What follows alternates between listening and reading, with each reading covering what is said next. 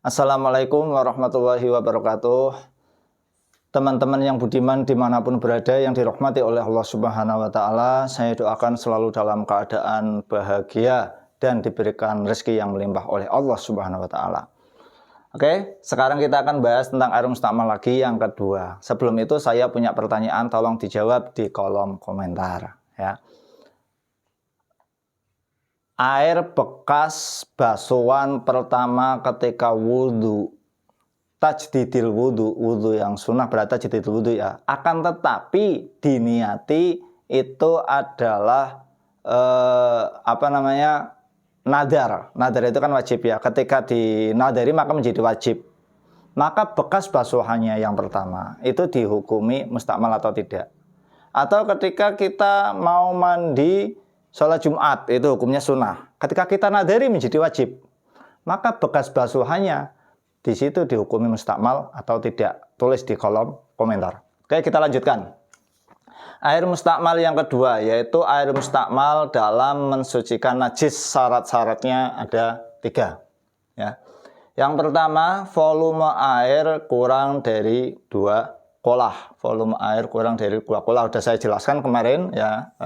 Sama seperti kemarin, volume airnya kalau lebih dari 2 kolah itu enggak masalah, tidak menjadi mustakmal. Yang kedua, najisnya hukmiyah ya. Maksudnya najis hukmiyah itu najis yang sudah tidak ada rasanya, baunya, warnanya, apalagi ainnya, bendanya sudah tidak ada ya. Makanya dalam penjelasan yang lain itu kan tidak boleh nanti beratnya bertambah dan lain sebagainya. Itu yang dimaksud adalah najisnya hukmiyah. Kalau hukmiyah otomatis beratnya tidak bertambah ya. Nah, di sini najis hukmiyah itu bagaimana sih maksudnya? Jadi gini, misalnya ada najis ya. Saya contohkan aja ada najis ya. Ada najis di sini ya. Najis. Nah, ini namanya najis ainiyah, masih ada najisnya. Umpamakan aja ya di sini ya. Ini umpamakan aja. Ini namanya najis ainiyah, masih ada. Saya bersihkan ya, saya bersihkan. Tapi bersihkannya tidak cara diguyur dengan air. Udah saya bersihkan pakai tangan, pakai apalah, pakai tisu dan lain sebagainya. Sampai baunya hilang, warnanya hilang dan juga baunya hilang ya, rasanya juga tidak ada. Nah, ketika seperti ini, berarti ini apakah sudah suci? Belum. Ini masih najis. Najisnya hukmiyah namanya. Najis hukmiyah. Nah, najis hukmiyah itu ketika sudah hukmiyah, kita basuh dengan air, sisa airnya itulah yang disebut mustakmal. Kalau belum hukmiyah, masih kayak gini, masih ada airnya, ketika basuh, itu bekasnya air basuhannya, maka di situ menjadi mutanajis atau air yang najis, atau pada baju dan lain sebagainya masih ada najisnya ya, maka di situ menjadi mutanajis sisanya. Nah, tapi kalau najisnya mughaladzah bagaimana? Nah, ini mughaladzah itu kan najis yang besar ya, najis besar mughaladzah. Kalau mughaladzah itu yaitu setelah basuhan ke-7 ya, setelah basuhan ke-7 atau basuhan ke-7-nya itu ya yang terakhir. Yang kan basuh 7 kali. Itu basuh yang terakhir itulah yang sisanya yang disebut yang disebut air mustakmal kayak gitu ya. Dah.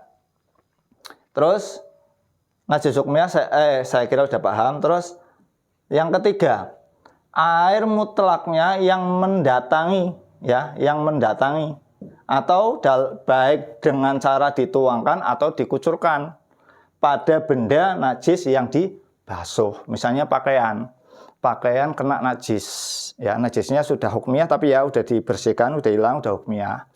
Itu caranya jangan pakaiannya yang mendatangi air kurang dari 2 kolah. Dalam ember misalnya air 2 kolah, kurang 2 kolah, kita pakaiannya masukkan ke situ.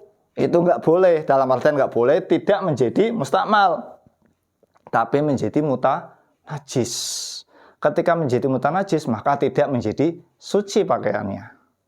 Berbeda ketika kita yang mendatangi, misalnya taruh ember ada 2 ember, 1 ember kosong, 1 ember berisi air mutlak. Ya. Setelah itu pakaiannya diguyuri dengan air mutlak tadi. Airnya masuk ke ember yang kosong bekasnya. Nah, tetes-tetesannya atau bekasnya. Nah, di situ maka bekasnya tadi yang di ember kosong, yang sudah berisi air, yang sudah untuk mencuci baju yang hukmiyah, najis hukmiyah tadi, maka di situ bekasnya menjadi air mustakmal. Akan tetapi bajunya menjadi suci.